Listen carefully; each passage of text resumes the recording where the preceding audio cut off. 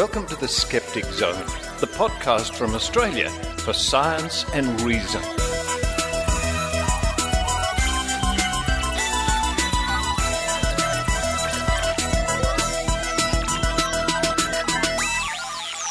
Hello and welcome to the Skeptic Zone, episode number 316 for the 9th of November 2014. Richard Saunders here with you from Sydney, Australia, and isn't the weather wonderful today? Coming up on this week's show, we have a double shot, a double dose, a double dare. Maynard's spooky action. Maynard's going to kick off the show this week with an interview with Tim Ferguson from the Doug Anthony All-Stars, a really famous comedy singing type act here in Australia. Tim is a really interesting man. Tim, what an interesting man he is.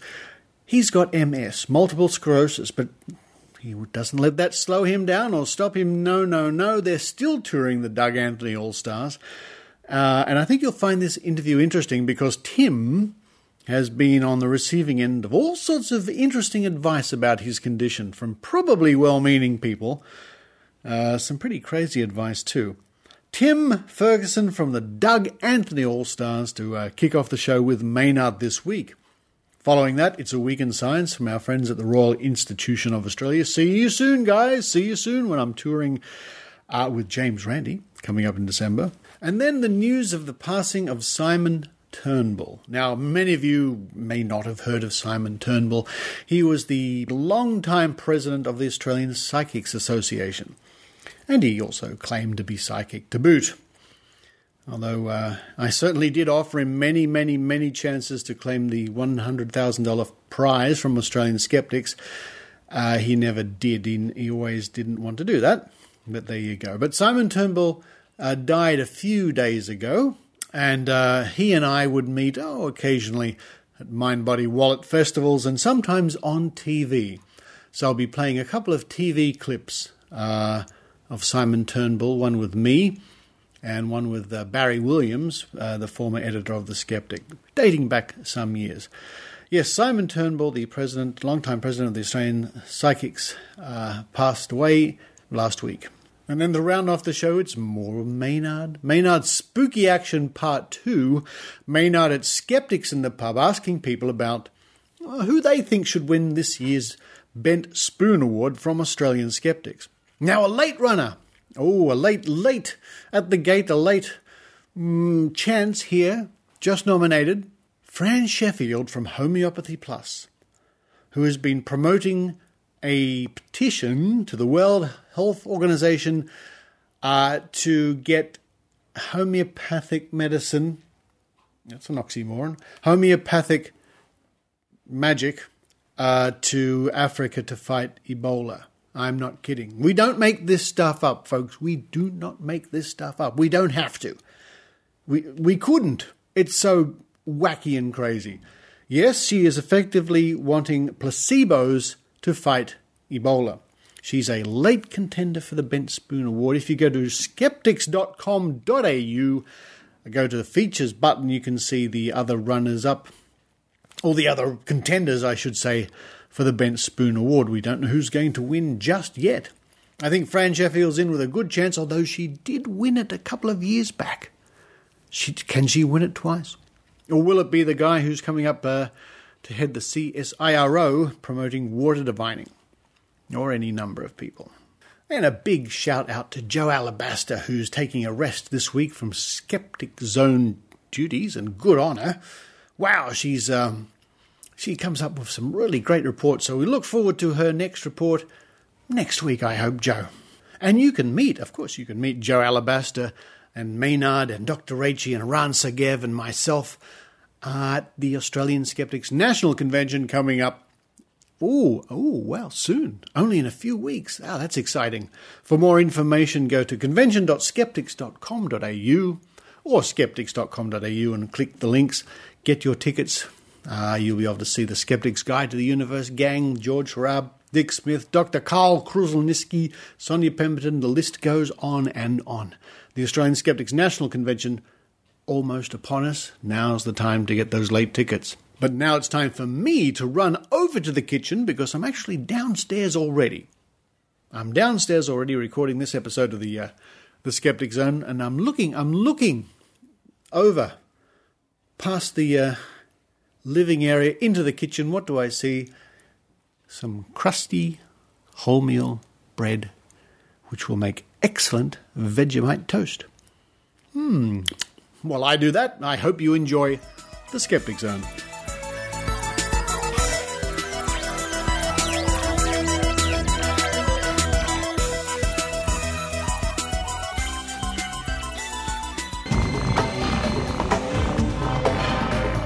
Here's Maynard's spooky action at a distance. Welcome to Maynard's spooky action at a distance, also known as quantum entanglement. And a man who has been quantumly entangled with me many times during his life is Mr. Tim Ferguson of the Doug Anthony All-Stars, of Don't Leave Home Without Your Toothbrush, or where else would people know you from, Tim? Certainly they would pick me up from Unreal TV. They'd pick me up from articles that I'm now writing for the newdaily.com, which is a new online newspaper. And written some articles for them, and there'll be more to come. I enjoy your last article there, which was all about not apologising for comedy. Yeah, you can't apologise for comedy. If you've made the joke, there's no point in saying, oh, I'm terribly sorry, because, one of those two acts is dishonest. Either you didn't mean the joke or you're dishonestly trying to unravel it. And what is Tim Ferguson doing here on a Skeptical podcast? You have been a long-standing skeptic of just about everything, haven't you, Tim? I've been very sceptical, even about the skeptics. I think some of them might actually believe in things like, social bonds, conventions, laws. I'm not sure how pure they are. Tim, being someone with MS, you would be in a position to be handed material that the rest of us might not see. Oh, I get this crap all the time. People seem to think that because multiple sclerosis in particular is a condition that neurologists don't have answers for, then there could only be a whack job solution to the problem. I've been offered hookworms. Worms that are, shaped like hooks, that if I ingest them, simply by drinking them, I will find that there are miraculous results that will cure multiple sclerosis. And where is any of the proof for this, Tim? Oh, proof, Maynard. Step back from that proof and fact cliff.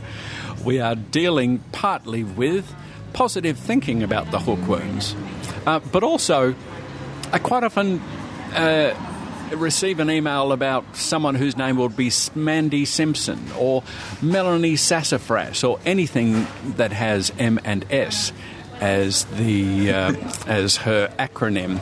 Now, they tell me that this woman has been miraculously cured from what's known as repeating relapsing MS, as in it comes back and it goes away. It repeats and relapses. So I get told, hand on heart, that hookworms have cured this woman for over a year of something that comes and goes. Now, these kind of morons, normally I would be kind of cheery and happy. I would try to laugh them off.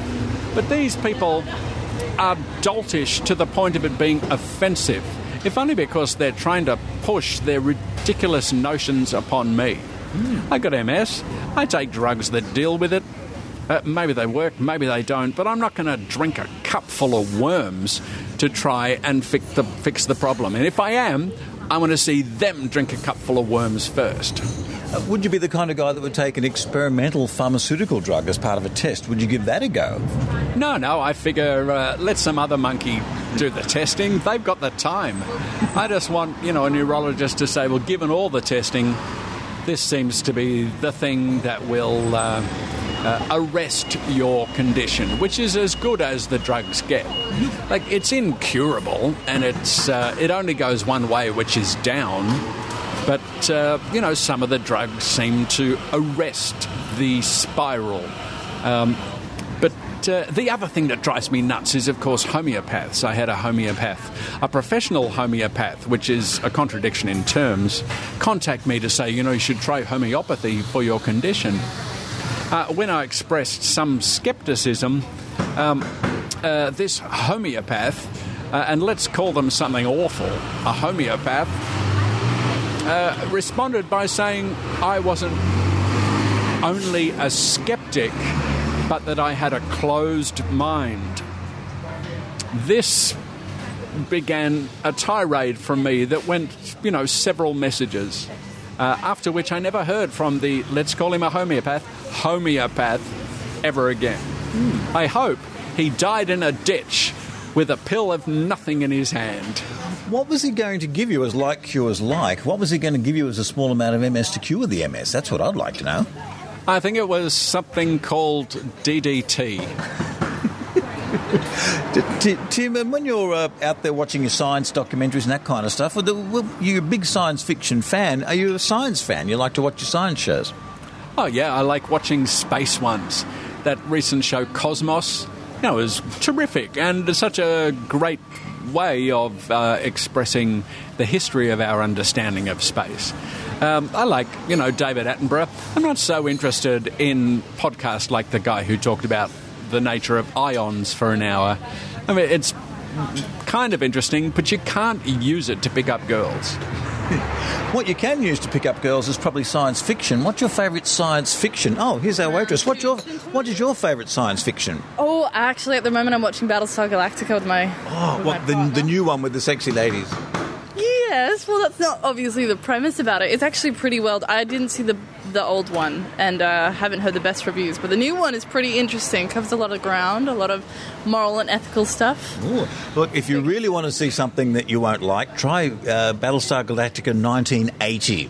Yes, that's the one that I heard about. Yes. Did you like it? Yeah, I'm the only one that liked it. The Xylons fight forest fires and they do good. Oh, okay. All right. I'll put it on the list, but, it's probably number 98. Move it, yeah. I'll move it forward just for you. Move it down the list. Move it. Oh, okay. All right. I will for you. Enjoy your coffee. There you are. Well, Battlestar Galactica one on your list as well, Tim, or you are more a Star Wars guy? I'm a classicist when it comes to Battlestar Galactica. The new series is all very well. It's just they've just taken the names. We're going to call the ship this. This guy is going to be called Captain Adama. But really, they don't have anything in common. Well, of course, you were a huge Lorne Greene fan. Oh, of course. Nobody's going to replace Lorne. And James Elmas, I've met several times. He's a really nice guy. But who can fit the boots of a man who can sing like this? Yep, you're certainly right about that there, Tim. And do you think there's a crossover between science fiction fans and skeptics? Yeah, they seem to be people who enjoy fantasy that is so ludicrous it is within the bounds of reason for them. Normally you don't find Christians getting into, science fiction totally obsessively, because that would contradict the believing parts of their brain. It's an interesting contradiction. You find high IQ people tend to follow Star Trek and Star Wars, and the higher your IQ goes, the less likely you are to ingest hookworms or believe whatever someone's trying to tell you. You're touring Australia at the moment with the Doug Anthony All-Stars, sort of back from the dead in more ways than one. You've got a replacement Richard in the form of Flacco, Paul Livingston there. What's it like having, was it a 20-year break from comedy and then suddenly you're back in front of these audiences again? It's been tremendous fun. I always loved working with Paul McDermott. The guy's a genius, so I just had to stand next to him and get the applause that he was grabbing. But it's now a point where the three of us, Paul Livingston, Paul McDermott and me, have between us over 100 years of comedy performance experience, which shows in the shows. They're the funniest things we've ever done. Do you reckon comics naturally have to be skeptics because you've got to take the piss out of everything? There are Christian comics. Thank you very much. I've seen them, and they can write a gag as well as anybody else. So no, I would say you can believe, you can be a non-believer. The main thing about comedy is you're trying to set up a surprise that has some kind of truth that your audience will basically agree with. And you can do this from any religious standpoint. And while it might not be funny to a non-believer to see a Christian comic, that kind of works the other way as well. Well, thanks for sharing your views on skepticism. Do you think we can ever see you in the future protesting something? Protesting homeopathy or something out the front of a shop or something?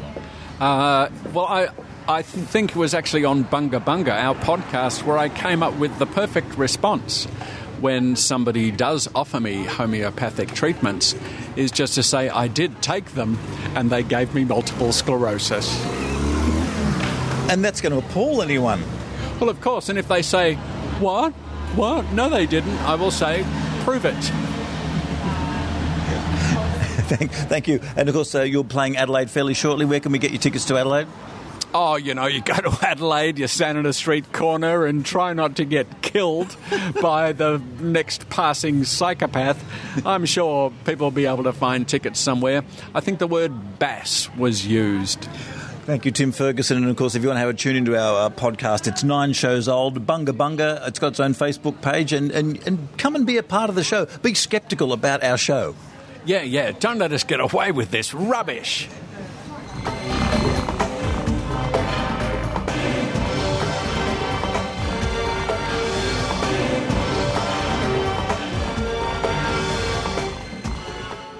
Brisbane Skeptic Society is proud to announce that Michael Marshall will be coming to Brisbane on the 1st of December. I can't wait to speak in Brisbane. I really want to be showing people, taking people through some of the stuff that I've been doing in skepticism, some of the interesting, some of the weird stories, some of the funny stories, and some of the quite horrible things that you see when you get out there and you investigate skepticism stuff, you investigate pseudoscientific stuff firsthand. So please come along to Brisbane. I look forward to seeing everyone there, and we can have a beer afterwards too. Come along to Turnbull Shire Hall starting at 6 o'clock for a talk by Michael Marshall and drinks afterwards. For more info, go to brisbaneskeptics.org. Welcome to A Week in Science from RiAus, bringing you the science you need to know. 7 billion is a lot of anything, let alone people, but that's what our population hit in 2011. So how do we compare to other species, and what does this mean for our planet? Let's begin by putting these sorts of numbers into perspective. How do humans rank against other populations in the world? By far and away, the most populous species are bacteria. There are around 4 quadrillion of them, and this easily outnumbers all other animal populations combined. Moving on to larger beings, there's an estimated 10 billion ants in the world, weighing almost 10 times that of humans. Who counted them? I have no idea. And who would have thought there are more than 20 billion domestic chickens bred for meat and eggs?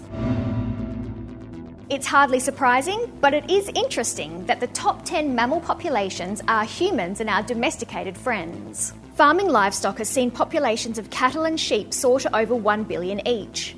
And pets like cats and dogs are around 500 million each, thanks to living closely with humans. But who is number one? Well, it's hard to work out.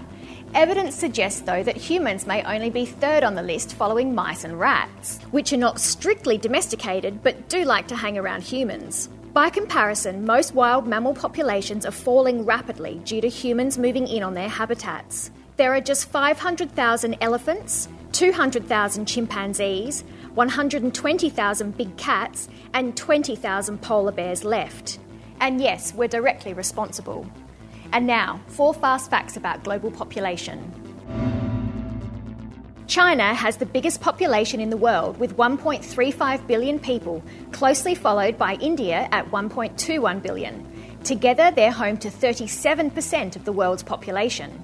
The highest population growth rate ever recorded was in 1963 and the lowest during 2011. It took 123 years to grow from 1 to 2 billion people, but it took just 13 years to grow from 6 to 7 billion.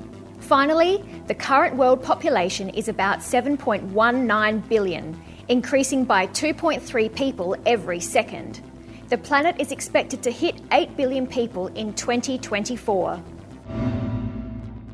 That's it for this week in science. For more information on global population, go to the RiAus website, riaus.org.au. Follow us on Twitter at RiAus and like us on Facebook. I'm Tania Meyer, and we'll catch you next week.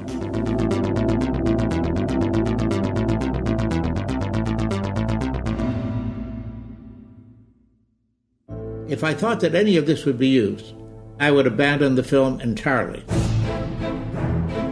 Gentlemen, I'm the Amazing Randy. The Amazing Randy. The Amazing Randy. Ta-da! A conjurer, prestidigitator, liar, cheat, and fake. The life of Harry Houdini reads very similar to the life of James Randi. If you're going to get your head cut off, you go to the best guy. Amazing Randy was the best guy. Randy, you've been going around the country trying to debunk those who say that it's psychic power. I can't think of that technical term. Oh, yes, bullshit. What I do is bending or breaking objects. Uri Geller fooled the pants off them. It was astonishing. Bend. Look. Can you do the spoon bending trick? Does Dolly Parton sleep on her back? Do you know how many times Randy tried to ruin my career? You've been taking a lot of medication. Peter Popoff is a very dangerous man. In the name of Jesus! Popoff just seemed to be able to hear the voice of God and know all about people. John 3784. We wondered how he got the information. I dressed as a security guard. I appeared in disguise. Randy is trying to say, this is a big hoax. Duh. I'll take 2 8 right then. That man that puts the fear of God into all those psychics. The Amazing Randy! The easiest way to be bigger than yourself is to lie. I was terrified. A man who's devoted his whole life to uncover real deception has at the center of his life a deception.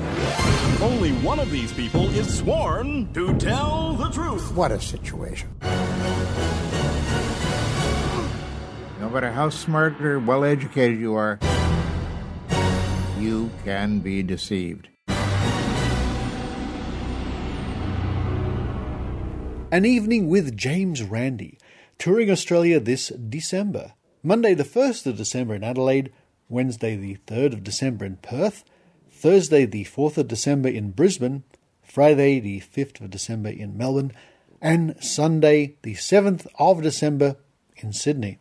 Joining Randy will be none other than Lawrence Leung, the skeptical comedian, and myself, Richard Saunders. The evening includes a screening of An Honest Liar, the documentary about James Randi. For more information and to get your tickets, visit www.thinkinc.org.au/James Randi. And full disclosure, I do have a commercial agreement with Think Inc.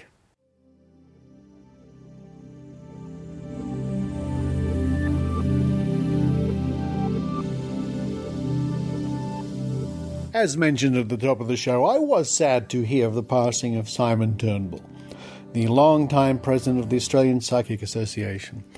Simon and I did cross swords quite a bit over the years. I remember one occasion that he and I were guests for the pilot of a new chat show.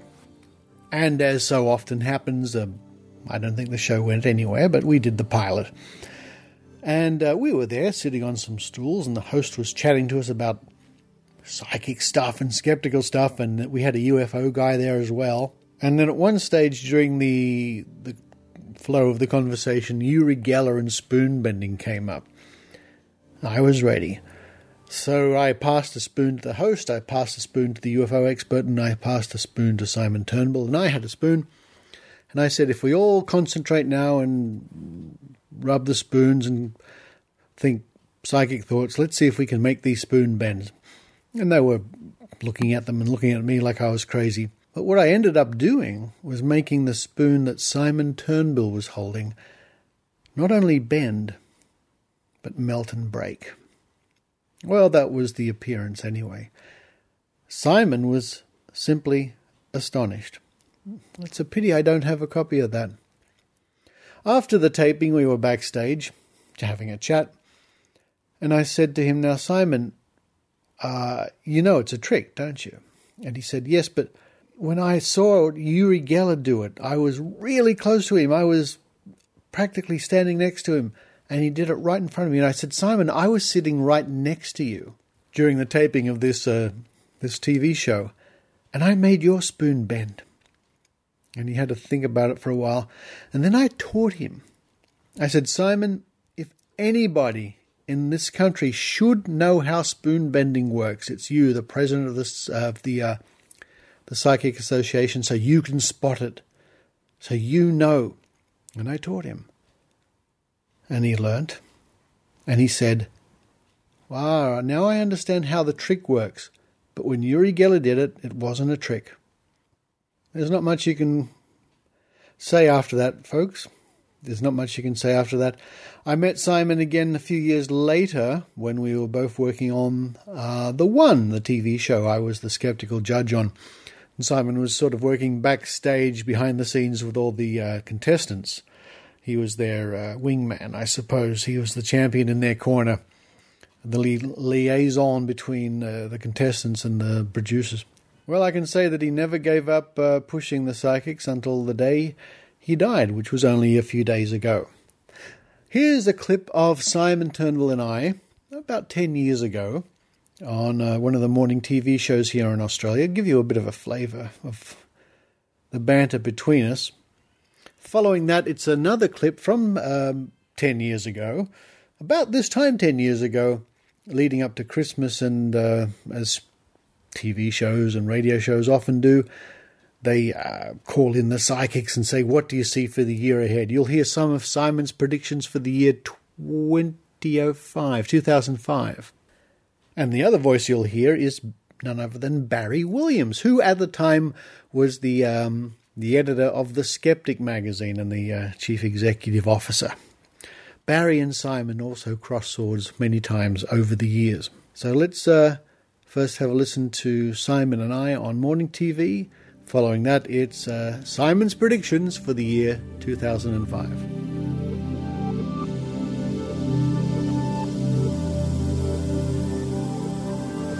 Welcome back to Weekend Sunrise, 20 past 8 now. And if you're like one of our next guests, you'll say you predicted this segment was coming. We're talking about the resurgence of psychics. The power of figures like overseas sensation John Edward has renewed interest in the medium. But while believers turn to fortune tellers for guidance and support, others remain sceptical. So is it a worthy service or just a load of rubbish? Well, this morning we have both bases covered. Simon Turnbull is the president of the Australian Psychics Association and himself a clairvoyant. And Richard Saunders is with the Australian Skeptics. Good morning to you both. Good morning. Good morning. Simon, if I can start with you, why is this whole phenomenon of psychic reading enjoying such a resurgence? Well, the truth is, it's really a 25-year cycle. If you're going, we can trace it back to the mid 1800s when spiritualism became very popular. But it goes back thousands of years. People have always trusted their intuition, and they've always trusted certain people whose intuition perhaps is a bit more developed than the average person. So they go to that person for an intuitive appraisal.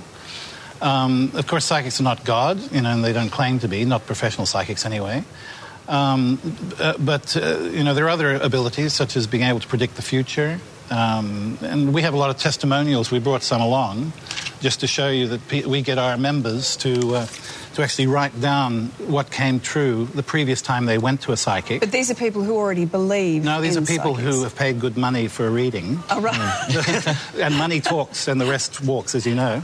So tell us, what do you claim to be able to do? What are your psychic abilities? Well, I don't claim. I'm telepathic. That's one of my abilities. Precognition is one of the ones I work with every day. We do something called remote viewing, which is looking at situations beyond our five senses, what we see, hear, taste, touch, and smell, in real time. In other words, doing it at the moment in real time is a lot easier than doing it into the future, because it seems to dilute when you start to look in the future. It's a very difficult thing to do. Okay. I can't help but notice Richard is moving uncomfortably in his chair over there. It's his turn. A little sceptical over there. You're a non-believer, but do you believe, Richard, that there is a chance that there's such a thing as a psychic? Absolutely. You do? Of course. Well, I believe there is a chance. I mean, as I like to tell people, I don't run the universe. I don't know how it works. Science is finding out new things every day about the workings of the universe. Maybe there are psychics. But to this point, you've never witnessed one? Personally, no, I haven't been convinced yet because I haven't seen enough evidence to convince me. That doesn't mean the evidence won't be presented to me tomorrow, and I'll be convinced. Great, I'm all for it. I mean, I want to live in a world where psychics help police solve crimes. I want to live in a world... They do that already? We see that happening in police forces all around the world, don't they? If you can give me a couple of examples and talk to the police department, I'd be very interested to hear it. Well, it's on the web. We've got it. You just go on the web and just type in. A lot of the US police departments I recommend people go to the web and type in psychics helping police, and they'll find all the times that the police say, hang on a second, she didn't come and help us. What's she talking about? That's not true. Now, look, you may find those stories, but the fact is that there is evidence of police departments being very happy with the results they're getting from psychics. I'd love to see it, but we'll disagree on that at the moment. But where Simon and I agree totally is that we both know, unfortunately, there are shonks in the psychic industry. Now, I don't know if they're real ones or not. I'm not saying that, but I'm saying that we both know that there are shonks, and they do cold reading. They do cold reading, and I'll give you a quick example. This is where you appear to be psychic. Now, this isn't a psychic reading, but this is what the shonks get up to. This is some cold reading using something called jargon blitz and the vanishing negative. All right, just imagine that I've got some tarot cards in front of me, and I'm telling you, oh, gee, I see you've got the Five of Swords here. This appears in the spread at the third conjunction of this triad in a 3-cycle. Jargon blitz. I'm just using all the flowery words. That's fine, but when you look at somebody like John Edward, who has that very, very successful show, he's toured Australia a couple of times, he doesn't speak like that. He speaks real languages, and you do see people who really do feel like their lives have been changed. John Edwards has a television show which has a disclaimer at the end saying this show is for entertainment purposes only. Well, that's right, but we do that here in Australia. But Simon, he's using people's grief for entertainment. No, he's not. That's your twist on it. No, it says he does claim to be able to talk to people's dead relatives, doesn't he? He not only claims, he does it. It's overstepping the mark a little? No, why should it be? If you prefer not to believe that that's true, maybe it's over the mark for you. But do you for a lot of people who are getting value from those sessions because they're getting evidence about their relatives who are dead. But isn't that a good point? They are getting evidence. Richard, it may not be evidence. They're getting value out of it. They believe it, whether it's true or not. They're getting some sort of emotional support from it. That's true. But if I buy a Rolex watch and I pay $2,000 for it and I'm sold a fake, I got ripped off. And if people are going to see a psychic and all they're getting is cold reading, even though they're happy and they think, oh, gee, I got a psychic reading, they're getting ripped off. That's right. I brought this for Richard. It's our directory, which actually has legitimate psychics in it. Oh, Australian Psychics Directory. How does somebody... also Spheres magazine, which has another group of people. And these are really good. You can check them out. Well, you've got your plugs in. I brought a show bag for you, Simon. Thank you. Apart from signing up for being part of that, I don't quite know that we've solved how you know the difference between a genuine psychic and a shonkster. But we may have to get you back at some later stage. But if you've got any tips on that, we'd like to hear from you. You can contact us as usual at the addresses there on the bottom of the screen. We'd love to hear perhaps your psychic experience or your sceptical experience. Gentlemen, thank you so much for joining us this morning. It's been an interesting debate, as they always are.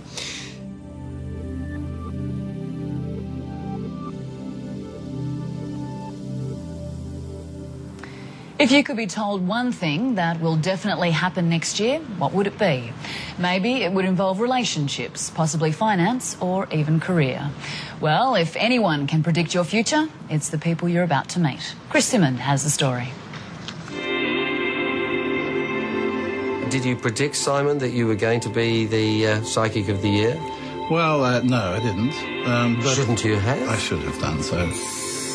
I was even slightly surprised to see that the organisation run by Simon Turnbull put out a magazine from Simon Turnbull in which Simon Turnbull was named as Psychic of the Year.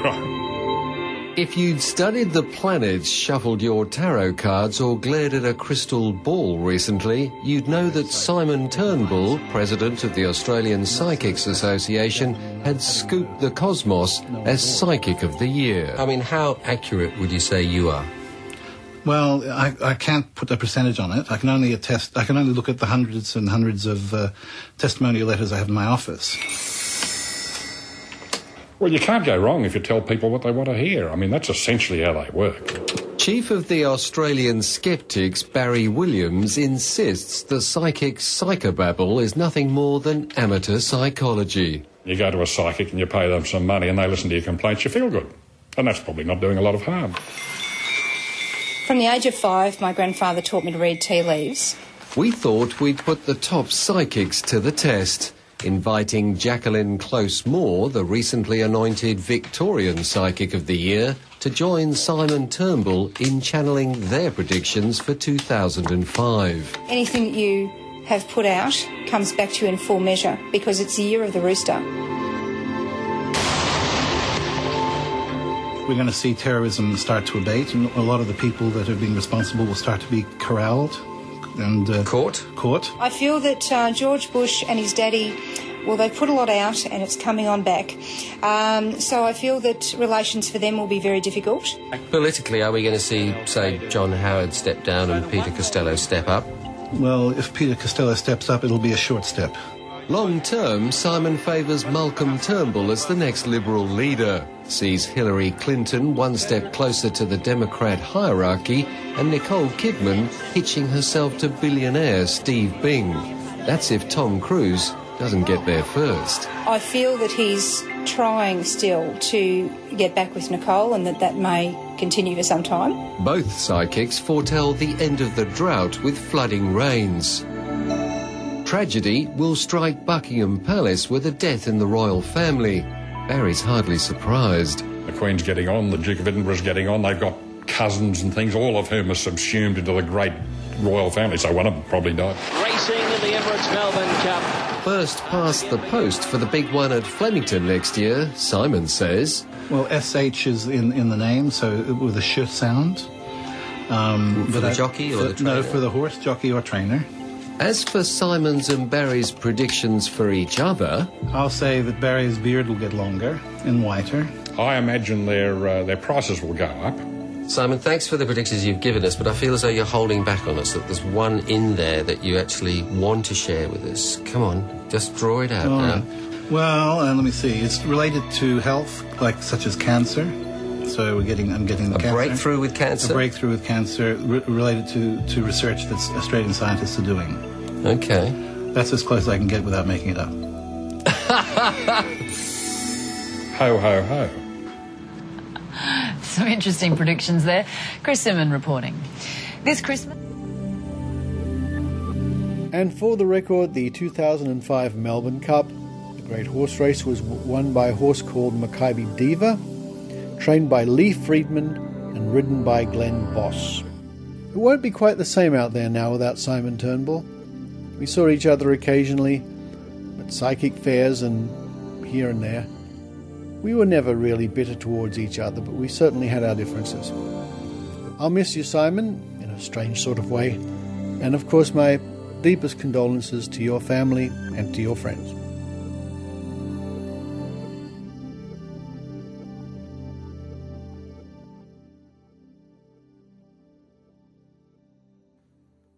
Hey guys, Jay Novella here. Simple question. Where will you be this November? Because I know I'm going to be at the Australian Skeptics National Convention in Sydney, and so will all the rest of us from the Skeptics Guide to the Universe, including George Hrubb, and Dick Smith, and Dr. Carl, and Dr. Raichi, and lots of other awesome people. Why aren't you going? Did you not sign up yet? Get on there and sign up. This is going to be some epic stuff here. You don't want to miss it. Go to skeptics.com.au/convention. Here's Maynard's spooky action at a distance.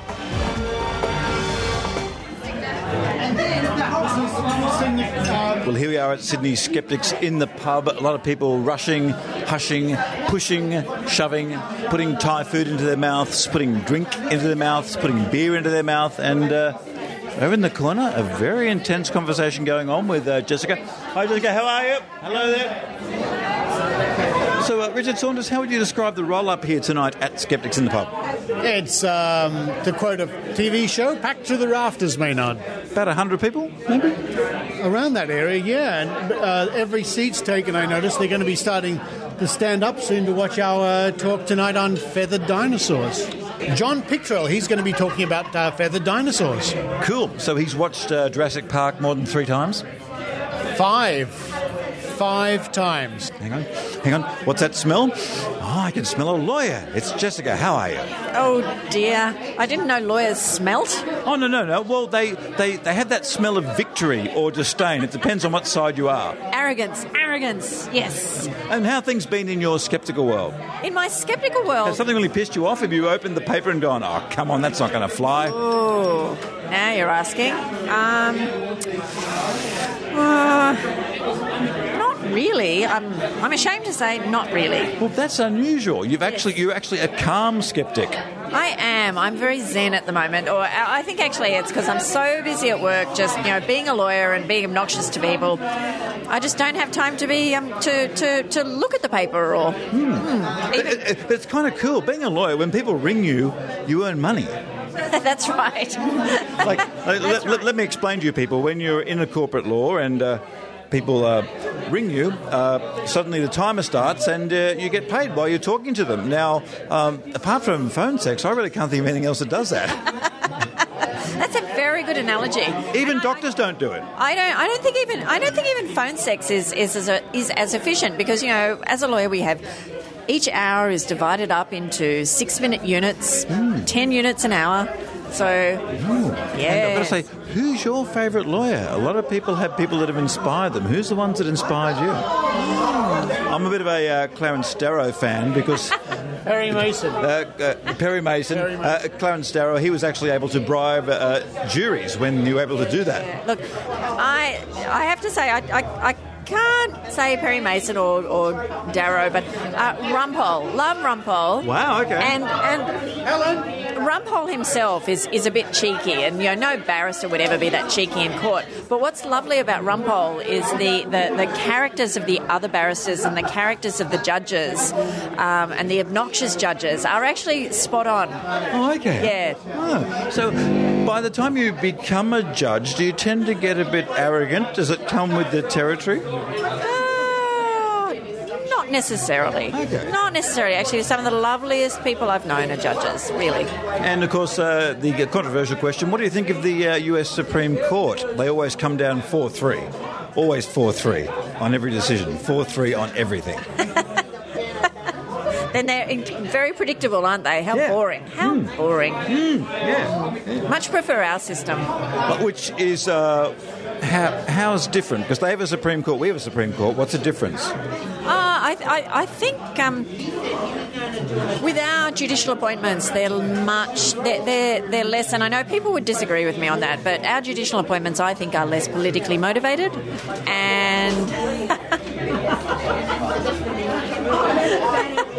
and sorry, Richard was just taking a photograph there.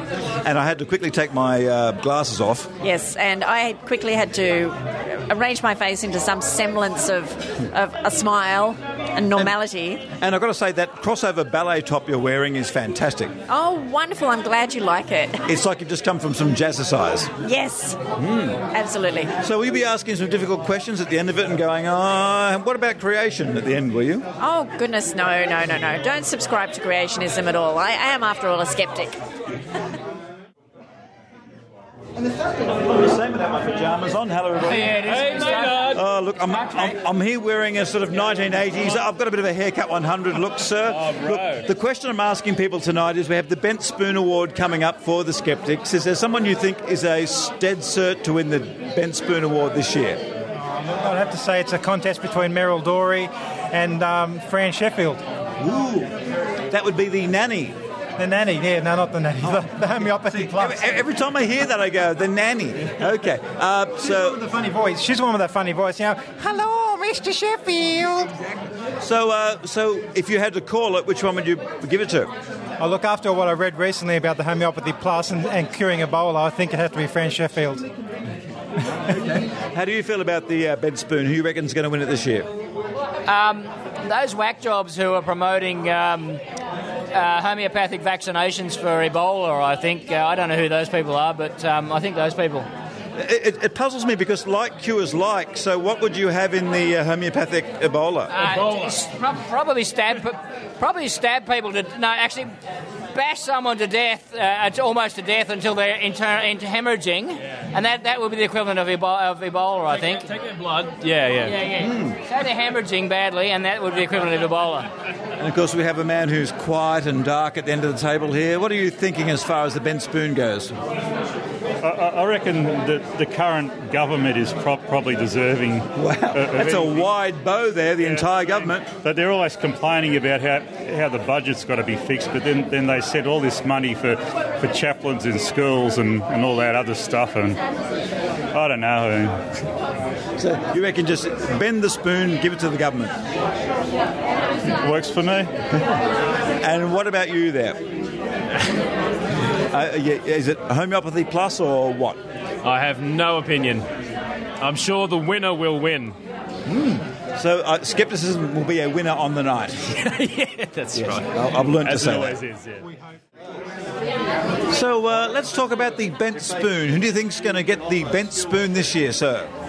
Well, the CSIRO CEO's got a good thing running, hasn't he? The whole water divining's not really something you'd expect from the premier scientific organisation of Australia, is it? So have you written a strongly worded letter, sir, have you? No, but I'm proud that some of the skeptics around here have. Well, it's dinosaurs, and basically my knowledge of dinosaurs is, let's see, Jurassic Park, the Flintstones. What did you learn tonight about dinosaurs? Well, I've actually heard this talk once before, but I did learn that dinosaurs actually have feathers, which is something that we probably didn't even think 10 to 15 years ago about dinosaurs. The first feathered dinosaur was found in 1996, and ever since then we're finding more and more that they're actually not lizards, they're not scaly, they were quite fuzzy and quite colourful animals. And they've also got a bit of an idea how they might have sounded as well. Sorry? The sound they make. There's a bit of a guess at the way they sounded as well. Yeah, we hardly know anything about the sound, but they're definitely not roarers, and because they don't have vocal cords, just like birds don't have vocal cords. What is your favourite dinosaur? Oh no, you caught me. Plesiosaurus, the ones that fly are pretty cool. Yeah, they're actually not dinosaurs. Oh. I don't know, I quite like the Stegosaurus, but that's probably because it's my partner's favourite dinosaur, so I tend to go, I guess he just points them out so often. I think they're quite cute. Stegosauri, they're interesting. I mean, what kid hasn't got excited about seeing dinosaurs on the telly? I know, right? Or when you go to the museum in London and there's a Tyrannosaurus Rex model that just moves like a robot and roars in your face and everything. I mean, when you think about it now, it's probably quite inaccurate, but great spectacle. Oh yeah, and huge animals. Oh yeah, they were some of the biggest ones. I think John would have better data on how big they actually were, but I think he mentioned something like 14 meters high and 20 meters long. Wow. Was one of the biggest ones ever. That's pretty amazing. I better go talk to him about this. Thank you. Yeah, you should. Thanks. What's your name again? I'm Signa Kane. And you're a member of the inner circle, aren't you? I am on the Australian Skeptics Committee. I am the newest member, and I'm also on the convention committee, and I'm the convener of the online committee. So I'm all about web and social and communications. Now, for those of us that don't know what it's like, what's it like in the inner circle there? Is it tense? Is there yelling? Is there shouting? Is there throwing of papers around? Oh yes, all the time. It's so political and so dramatic. You have no idea. Well, actually, no. They're all lovely people, and we get along well, but it's very hard to get in. So I imagine you'd be very tense and doing your Kegel exercises because of the exhibition, the big conference coming up, because if it goes bung, people will point a finger at you. Oh, I think people will point a finger at Iran Sigeb, who is the convener of the convention. Yeah. So all blame goes to him. You suck. Yeah, that's what they'll say. Yes, that's what they might say, but I'm sure the convention's going to be amazing, and you should come. Oh, I'll be there talking to people. Are you actually giving a presentation? No, I'm not. I'm just helping along and making sure everything runs smoothly. Throwing people out? Hopefully not. Okay. Yeah, hopefully everybody behaves. Keep an eye on George Harab. He can be trouble. Right, okay, I'll make sure to keep an eye on George. one that Ken was going to be. Hey, Iran, man. They've already agreed. Oh, really? Now, I've just been talking to some people. Apparently, if the conference doesn't go well, it's all your fault. That's not an option. The conference is going to be fantastic. I'll be blaming you. It's not a conference, it's a convention. Oh, okay. Sorry. Well, see, I don't know. See, I live in the world where no one invites me to a convention or a conference, so I don't know what the hell it is. Unless I'm very much mistaken, you have just been invited. You're going to be a journalist at this convention, aren't you? Look, please don't call me a journalist. It's really insulting to journalists. Sorry, Kathy. Are you a journalist? Yes. Yeah. See, and you wouldn't want me, being in your ranks, would you? I don't mind. I don't mind too much. So what do you think will be the big evening? What will happen? Well, I mean, I'm going to rent a room somewhere in a very cheap hotel in North Sydney, and I'm going to go nuts on the Friday night. But apart from that... Well, I would urge you not to, because there's really good talks first thing on Saturday morning. Dick Smith is going to be speaking first thing on Saturday morning. Hey. You don't want to be drunk for that. No.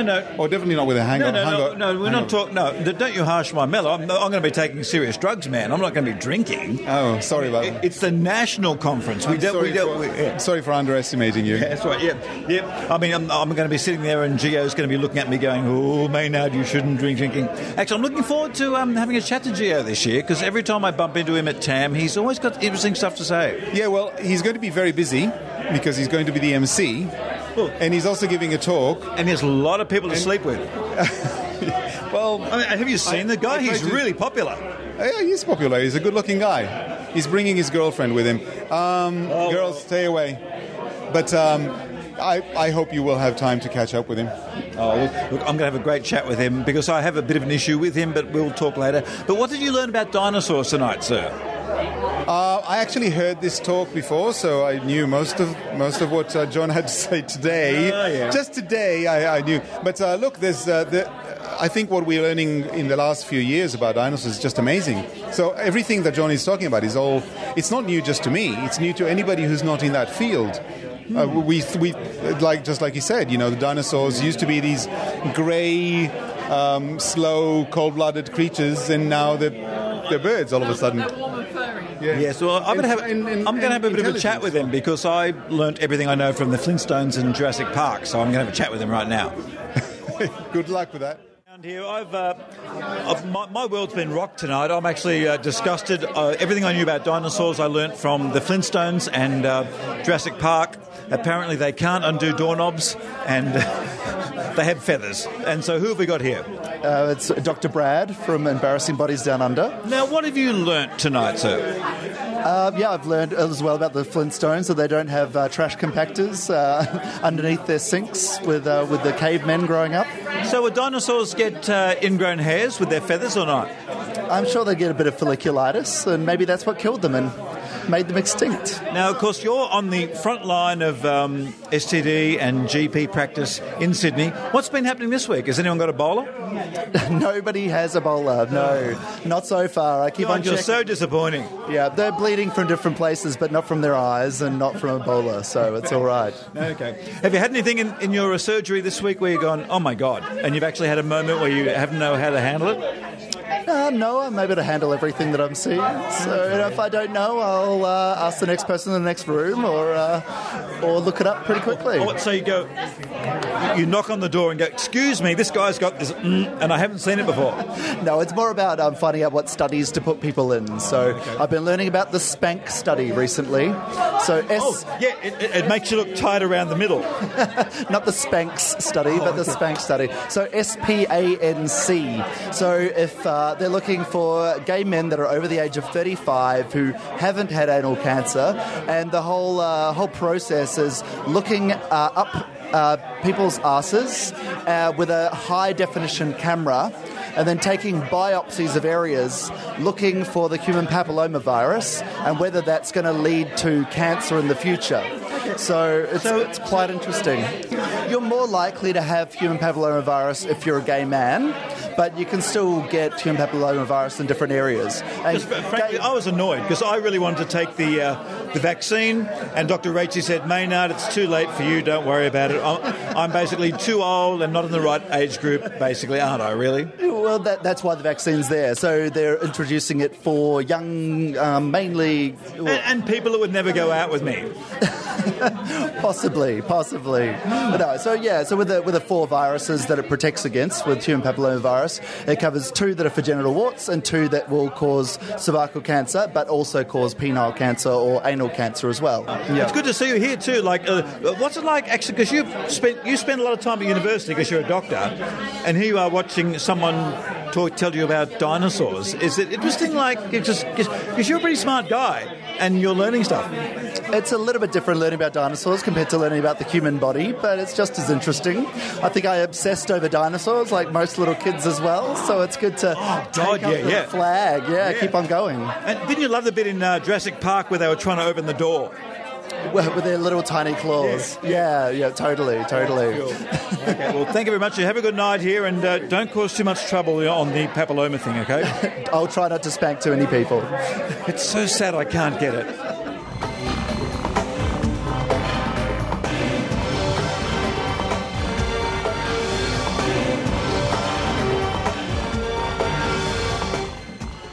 Virtual Skeptics is a weekly web show in which we discuss the latest news in skepticism. Whether it's a new case of spontaneous human combustion, a conspiracy theory, the latest update on the upcoming robot apocalypse, tech news for skeptics, or the latest wacky religious claim, we cover it all. We record the show live as a Google Plus on-air hangout, so join us and our host, Brian Gregory, for an hour of mostly intelligent talk every Wednesday at 8 p.m. Eastern U.S. time. Watch us at virtualskeptics.com and participate in the show on our hashtag VirtualSkeptics. The Virtual Skeptics. It's like Meet the Press, but with chupacabras.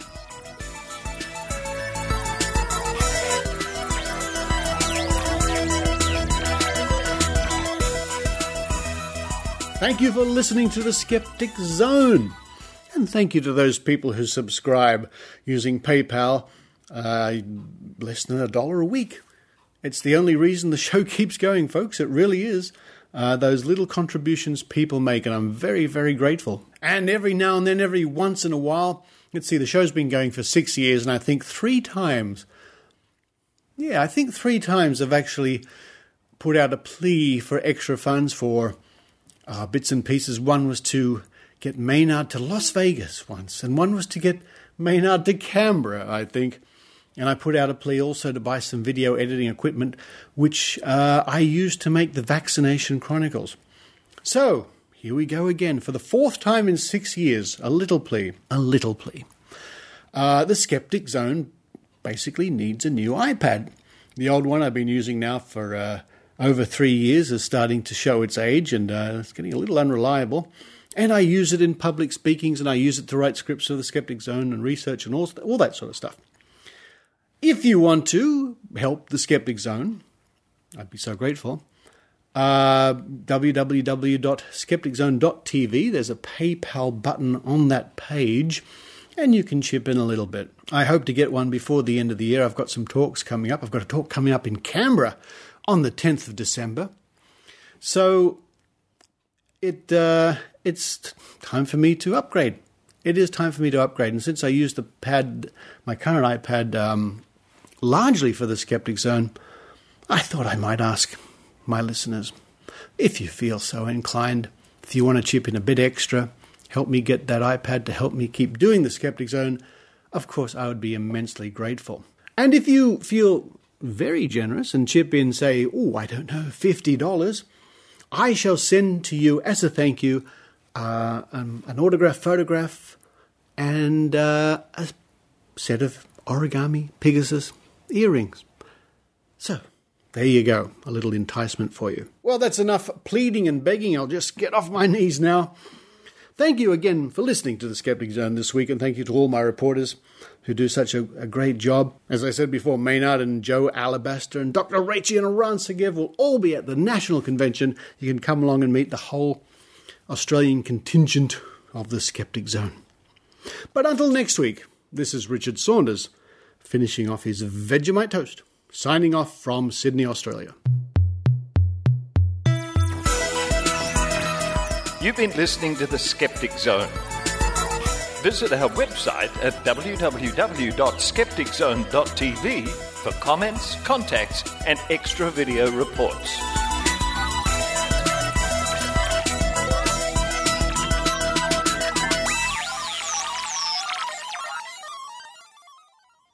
And here's the Easter egg. Hello, Charlie. Hello, Hugo. Hello, Daphne. Hello, Oscar. Hello, Ada. Hello, Jack.